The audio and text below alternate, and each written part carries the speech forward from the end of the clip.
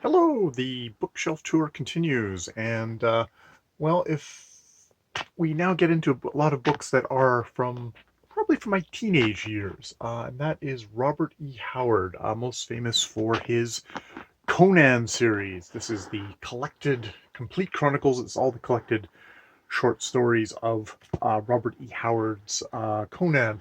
Though actually, I probably ended up reading a lot of them in little individual things, like this, which is Conan, which I think is Conan number one, Robert E. Howard, L. Sprague de Camp, and Lynn Carter, where L. Sprague de Camp and Lynn Carter took Robert E. Howard's books, his stories, expanded them into novels, altered them, did all sorts of probably highly disrespectful stuff to them, but which actually kept them going, kept them propelled, and all had lovely, really lurid covers like that, which were quite awesome. This one, for some reason, actually doesn't have a half-naked woman on the front of it, which is, quite odd.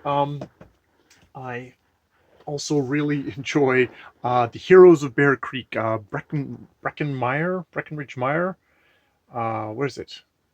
Elkins, Breckenridge Elkins, and cousin Bearfield Buckner. Yeah, these were his humorous cowboy stories. Very much slapstick, brutal violence, but very much like he Breckenridge was not the smartest tool in the shed, but was still had that native cunning of a country boy. Robert E. Howard was a Texan, and I like to think maybe this is a little bit of more of the Texan stuff going on. I've got a bunch of his other like sort of just individual things here. I don't actually have a lot of his other series, the Puritan and the Krull books, which are sort of more Conan, but just with Krull. At least that's my vague recollection of them. So yeah, there's all that. The next big thing is Robert A. Heinlein, which I have a whole giant ton of them. Um, Robert E. Howard was not Robert E. Howard, Robert A. Heinlein, a great science fiction writer of the 60s, 70s, and beyond. A high point probably being like the 60s. Stuff like probably books of his, especially kind of his what were called juveniles, written for a younger audience, were stuff like Have Space Suit Will Travel, uh, got Double Star, uh, got a little collection of his short stories, because all these science fiction writers are definitely coming out of like the short story market, and then moving on to the more fertile things, Starman Jones. Well, I've got Podkane of Mars around there. That's one of his rare ones where it's a female protagonist, though doesn't really treat poor Podkane very well. His probably it's funny, I don't have his Moon as a Harsh Mistress here. Oh, I do, up there. Moon as a Harsh Mistress is sort of part of his transition to more kind of semi-adult, more adult themes, kind of libertarianism, a lot of stuff like that in there, which was very interesting to me. Probably the big book for me as a teenager was A Stranger in a Strange Land. Grok on the cover.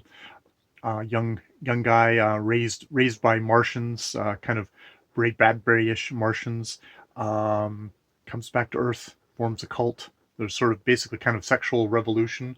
Through this book, Heinlein became kind of a hero of the counterculture, even though he himself was probably a fairly deeply conservative guy, though with some interesting ideas on all that stuff. Um, and I mean, he went on into the 80s. Time Enough for Love is probably one of the examples, with an older guy holding forth to naked young females, which sort of gets you into some of the more problematic areas of Robert A. Heinlein. My original copy of Stranger of Strange Land, which I dropped while reading it in the bath, which I kept, which is a good reminder of just, books I love, of a book I love.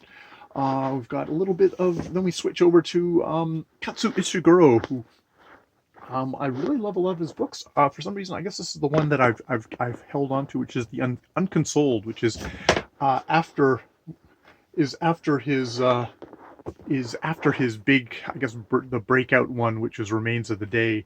But the Unconsoled is much more kind of a Kafka-esque novel set in kind of unnamed European country, and it very much has that kind of Kafka feel to it. This is Ishiguro kind of maybe going a little bit more off the plains, off the off into his own kind of interesting stuff. We've got Christopher Isherwood. I think his diaries I have down there, which is strangely enough, I'd say his diaries are one of my favorite of his books. Uh, Gay British author, moved to the States, kind of just pre World War II. Single man, definitely one of my favorites. I think I've reviewed it over on my other channel.